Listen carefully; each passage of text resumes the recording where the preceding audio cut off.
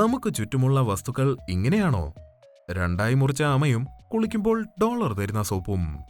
Hi friends, നമ്മുടെ ചുറ്റിനും ജീവനുള്ളതും ജീവനില്ലാത്തതുമായിട്ടുള്ള ധാരാളം സംഗതികളില്ലേ?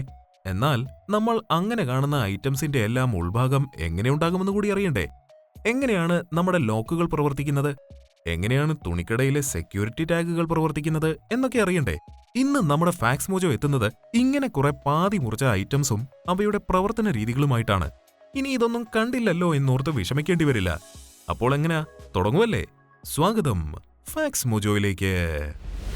Number 12, shaving cream.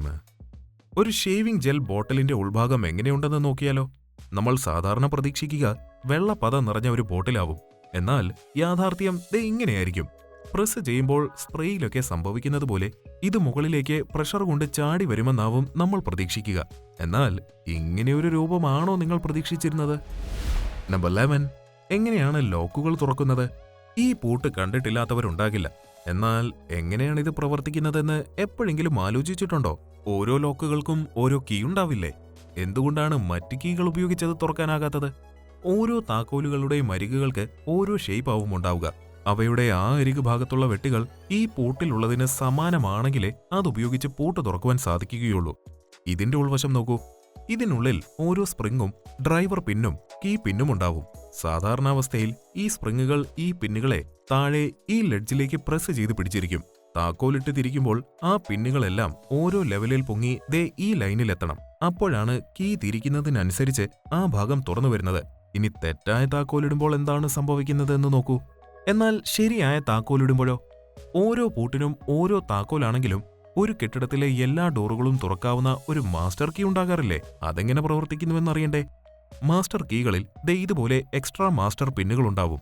അത് സാധാരണ ലോക്കുകൾ ഇടുമ്പോൾ പിന്നിനെ ഇത്രയും ഉയർത്തുകയും മാസ്റ്റർ കീ ഇടുമ്പോൾ ഇത്രയും ഉയർത്തുകയും ചെയ്യും. അതുകൊണ്ട് തന്നെ ഈ രണ്ട് കീകളും ഇതിൽ പ്രവർത്തിക്കും. ഇനി ഓരോ തവണയും കീയിട്ട് തിരിക്കുമ്പോൾ ഇതൊക്കെയൊന്ന് മനസ്സിലിരിക്കട്ടെ. Number 10, fireworks. നമ്മുടെ ആഘോഷങ്ങളിൽ ഒഴിച്ചു നിർത്താനാകാത്ത ഒന്നാണ് പടക്കങ്ങൾ ഉൾപ്പെടെയുള്ള ഫയർവർക്കുകൾ. നമ്മളിൽ ചിലരെങ്കിലും അതിന്റെ ഉള്ളിൽ എന്താണെന്ന് എപ്പോഴെങ്കിലും തുറന്നു നോക്കിയിട്ടുണ്ടാവും. എന്നാൽ അത് രണ്ടായി കട്ട് ചെയ്ത് ഉൾവശം നോക്കിയിട്ടുണ്ടോ? ഇല്ലെങ്കിൽ കണ്ടോളൂ. ഇത് കാണുമ്പോൾ തന്നെ മനസ്സിൽ കുറേയേറെ പടക്കങ്ങൾ പൊട്ടിക്കാണും, അല്ലേ? ഇപ്പോൾ സ്വാഭാവികമായും ഇതിന് നിറങ്ങൾ എങ്ങനെ ഉണ്ടാകുന്നുവെന്ന് കൂടി നിങ്ങൾ ആലോചിക്കില്ലേ? അതറിയണമെങ്കിൽ കുറച്ചുകൂടി വെയിറ്റ് ചെയ്യൂ. പോയിന്റ് പിന്നാലെ വരുന്നുണ്ട്. നമ്പർ 9, സെക്യൂരിറ്റി ടാഗുകൾ. കടകളിൽ നിന്നും ഡ്രസ്സ് എടുക്കുമ്പോൾ അവയിൽ ഒരു സെക്യൂരിറ്റി ടാഗ് ഉള്ളത് കണ്ടിട്ടില്ലേ? നമ്മൾ അതിൽ ഫോഴ്സ് ചെലുത്തി പൊട്ടിക്കുവാൻ നോക്കിയാലും ഫലം വിപരീതമായിരിക്കുമെന്ന് മാത്രമല്ല, അതുള്ളപ്പോൾ ബില്ലടിക്കാതെ പുറത്തേക്ക് പോയാൽ അലാറം അടിച്ച് നാട്ടുകാർ മുഴുവൻ കാര്യമറിയുമെന്ന് ഉറപ്പാണല്ലോ. എന്നാൽ ബില്ലിംഗ് കൗണ്ടറിൽ വെച്ച് വളരെ എളുപ്പത്തിൽ ഒരു മാഗ്നറ്റിന്റെ സഹായത്തോടെ കടക്കാർ ഇത് റിമൂവ് ചെയ്ത് തരികയും ചെയ്യും. എന്താണ് ഇതിനുള്ളിൽ എന്ന് നോക്കാം. ഇതിനുള്ളിലുള്ള ആണി പോലുള്ള ഭാഗം ഒരു സ്പ്രിങ്, പിന്നെ ബെൽ പോലുള്ള ഒരു ഭാഗവും 3 കുഞ്ഞു മെറ്റൽ ബീഡ്സുമാണ് ഇതിലെ സീക്രട്ടുകൾ. പുറകിൽ കാന്തിക ബലം പ്രയോഗിക്കപ്പെടുമ്പോൾ മാത്രമാണ് ഈ മാഗ്നറ്റിക് ബീഡുകൾ അയഞ്ഞ് ഈ ആണി അതിൽ നിന്നും ഫ്രീ ആകുകയുള്ളൂ. അല്ലാതെ നമ്മൾ എത്ര ബലം പ്രയോഗിച്ചാലും ഇത് ഊരാൻ പറ്റില്ല. മാത്രമല്ല അതിനുള്ളിലെ ഇങ്ക് വീണ് തുണി കേടാവുകയോ ആണി കൊണ്ട് വരഞ്ഞ് തുണി കീറുകയോ ചെയ്യും.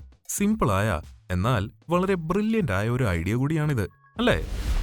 Number 8, Nike Joy ride shoes. ഈ കാണുന്ന ഷൂസിനടിയിലുള്ള ഭാഗത്ത് എന്താണെന്ന് കണ്ടോ? ഇതാണ് നൈക്കിന്റെ ജോയ് റൈഡ് ഷൂസ്. നിങ്ങൾ കണ്ടതുപോലെ ഇതിന്റെ സോളിനുള്ളിൽ നിറയെ ബൗൺസിംഗ് ബീഡ്സുകളാണ്. അത് മർദ്ദത്തിനനുസരിച്ച് താഴേക്ക് അമരുകയും മർദ്ദം റിലീസ് ചെയ്യുമ്പോൾ പഴയപടി ആകുകയും ചെയ്യും. അതായത് ബീൻ ബാഗുകളെ പോലെ. ഈ ഷൂസിനുള്ളിൽ കാൽപാദത്തിന്റെ ഷേപ്പിൽ പല പോക്കറ്റുകളായി തിരിച്ചാണ് ഈ ബീഡ്സ് തിരിച്ചിരിക്കുന്നത്. ഇതുപയോഗിക്കുമ്പോൾ കാലുകൾ കേൾക്കാവുന്ന ക്ഷതം കുറയ്ക്കുവാനും അതുവഴി ഓട്ടം സുഖകരമാക്കുവാനും കഴിയും. 18,000 രൂപയോളം വില വരുന്ന ഈ ഷൂസുകൾക്കുള്ളിൽ ഇങ്ങനെ കുറെ കുഞ്ഞൻ ബോളുകളാണ് സീക്രട്ട് എന്ന് ആരെങ്കിലും വിചാരിക്കുമോ? നമ്പർ 7, റാറ്റിൽ സ്നേക്കിന്റെ വാല്. റാറ്റിൽ സ്നേക്ക് എന്ന് വിളിപ്പേരുള്ള ഒരു അമേരിക്കൻ വിഷപ്പാമ്പുണ്ട്. അതിന്റെ പേരിൽ നിന്നും മനസ്സിലാവുന്നതുപോലെ ഇതിന്റെ വാലറ്റത്ത് ഒരു കിലുക്കം കേൾക്കാം. അപ്പോൾ ഈ കിലുക്കി പാമ്പിന്റെ വാലൊന്ന് മുറിച്ച് ഉൾഭാഗം കണ്ടാലോ? നമ്മുടെ തലമുടിയിലും നഖത്തിലുമെല്ലാം അടങ്ങിയിരിക്കുന്ന കെരാറ്റിൻ കൊണ്ട് തന്നെയാണ് ഈ വാല് നിർമ്മിക്കപ്പെട്ടിരിക്കുന്നത്. ഇവിടെ ഒരു ചത്ത പാമ്പിന്റെ വാലാണ് മുറിച്ചു നോക്കുന്നത്. എന്നിട്ട് പോലും ഇത് മുറിയുന്ന സമയത്ത് അതിന്റെ താഴ്ഭാഗം അനങ്ങുന്നത് കാണാം. അത് ആ വാലിന്റെ ഘടനയുടെ ഒരു പ്രത്യേകതയാണ്.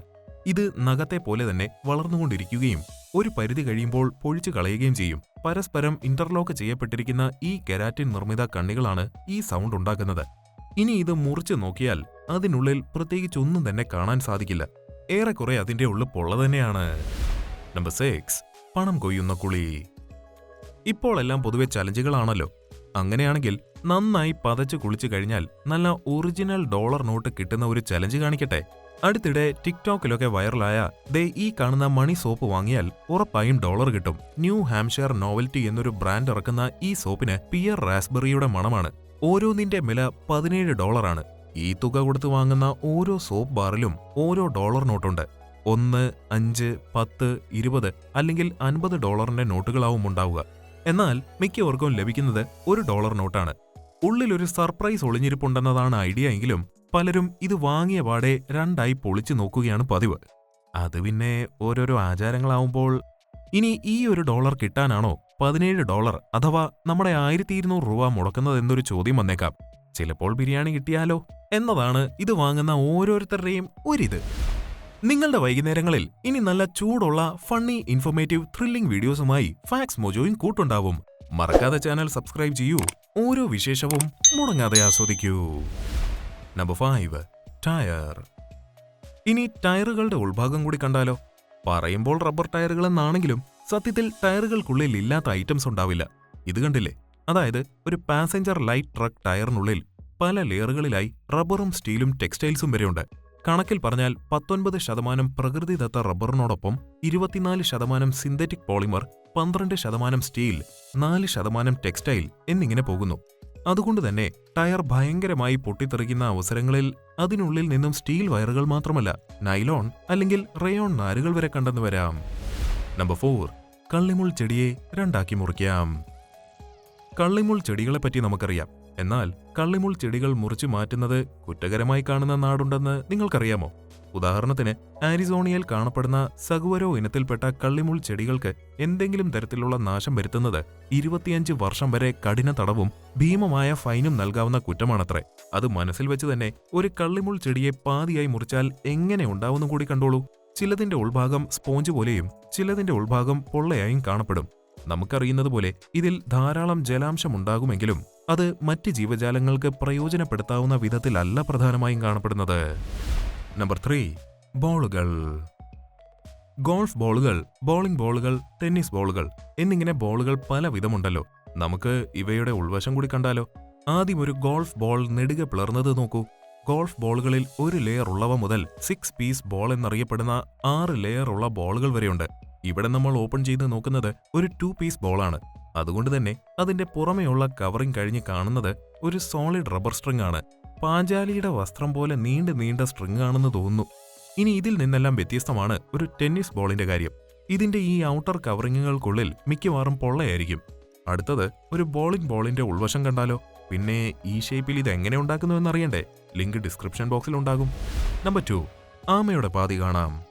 കുട്ടിക്കാലം മുതൽ കേൾക്കുന്ന ആമയും മുയലും കഥകൾ മുതൽ ആമകൾ നമുക്ക് വളരെ പരിചിതമായ ഒരു ജീവിയല്ലേ? അപ്പോൾ ഒരു ആമയെ നേരിട്ട് കണ്ടിട്ടില്ലാത്തവരുണ്ടാകുമോ? ഇത് ഒരു ആമയെ പാതിയായി മുറിച്ചതിന്റെ ചിത്രമാണ്. നിങ്ങൾക്കറിയാമോ, ആമയുടെ ഈ പുറംതോട് സത്യത്തിൽ എല്ലുകളാൽ നിർമ്മിതമാണ്. അതിന്റെ ഏറ്റവും പുറമെയുള്ള പാളിയിൽ കാണപ്പെടുന്നത് നമ്മുടെ നഖങ്ങളിലും മുടിയിലുമെല്ലാമുള്ള കെരാറ്റിൻ എന്ന പദാർത്ഥമാണ്. യഥാർത്ഥത്തിൽ അവയുടെ നട്ടെല്ലിന്റെ തന്നെ ഒരു ഭാഗമാണത്രേ ഈ പുറംതോട്. ഇതിന്റെ രണ്ടായി മുറിച്ച ചിത്രം കാണുമ്പോൾ തന്നെ ഇതിന്റെ ഘടന മനസ്സിലാക്കാമല്ലോ. ഇനി ഫാക്സ് മോജോയിൽ ബോണസ് പോയിന്റിന്റെ സമയമാണ്. പടക്കങ്ങൾക്ക് എങ്ങനെയാണ് വ്യത്യസ്ത നിറങ്ങൾ കിട്ടുന്നതെന്നറിയണ്ടേ? ആദ്യം നമുക്ക് വെള്ള നിറം നോക്കാം. ഇൻകാൻഡസെന്റ് ലാമ്പുകളിലേതുപോലെയാണ് ഇവിടെയും സംഭവിക്കുന്നത്. ഏതെങ്കിലും വസ്തു കഠിനമായി ചൂടാകുന്നതും അതിന്റെ ആറ്റങ്ങൾ വികസിച്ച് പരസ്പരം കൂട്ടിയിടിക്കുകയും ചെയ്യുന്നതിന്റെ ഫലമായി ഊർജം പ്രകാശരൂപത്തിൽ പുറത്തേക്ക് വരികയും ചെയ്യുന്നു. ഇത് താപോർജം കൂടുന്നതിനനുസരിച്ച് ചുവപ്പ്, ഓറഞ്ച്, മഞ്ഞ, വെള്ള എന്ന ക്രമത്തിൽ മാറുന്നു. എന്നാൽ ഇൻകാൻഡസെന്റ് എന്ന പ്രതിഭാസത്തെ നിയന്ത്രിച്ച് ഉപയോഗിക്കുവാൻ പ്രയാസമായതിനാൽ അവിടെ ലൂമിനസെൻസ് ആണ് ഉപയോഗിക്കുന്നത്. അതിൽ തന്നെ വ്യത്യസ്ത രാസവസ്തുക്കൾ ഉപയോഗിച്ച് വ്യത്യസ്ത നിറങ്ങൾ ഉണ്ടാക്കുന്നു. ഉദാഹരണത്തിന് ബേരിയം ക്ലോറൈഡ് ഉപയോഗിച്ച് പച്ച, ടിവിയിൽ സ്ക്രീനിലൊക്കെയുള്ള സ്ട്രോൺഷ്യം ഉപയോഗിച്ച് ചുവപ്പ്, കാൽഷ്യം ഉപയോഗിച്ച് ഓറഞ്ച് എന്നിങ്ങനെയാണ് ഫയർ വർക്കുകൾ നിർമ്മിക്കുന്നത്. Number 1, stress ബോളുകൾ. ദേ ഈ കാണുന്നത് പോലെയുള്ള സ്ട്രെസ് ബോളുകൾ നിങ്ങൾ കണ്ടിട്ടില്ലേ? നമുക്ക് കൂടുതലും സ്മൈലി ബോളുകളാവും പരിചയമുള്ളത്. 2 ഞെക്ക് ഞെക്കുമ്പോൾ നമ്മുടെ മനസ്സിനെ ഒന്ന് തണുപ്പിക്കുവാൻ കഴിയുന്ന ഈ സ്ട്രെസ് ബോളുകൾക്കുള്ളിൽ എന്താണെന്നറിയണ്ടേ? അവരതിനെ കട്ട് ചെയ്യുകയാണ്. എത്ര ക്യൂട്ടാണെന്ന് നമ്മൾ പറഞ്ഞു പോകും അല്ലേ? ഇതിൽ പക്ഷേ വലിയ ട്വിസ്റ്റുകൾ ഒന്നും തന്നെയില്ല. നമ്മൾ പ്രതീക്ഷിക്കുന്നത് പോലെ ഫോം അഥവാ പോളിയൂറത്തൈൻ തന്നെയാണ് ഇതിനുള്ളിലുള്ളത്.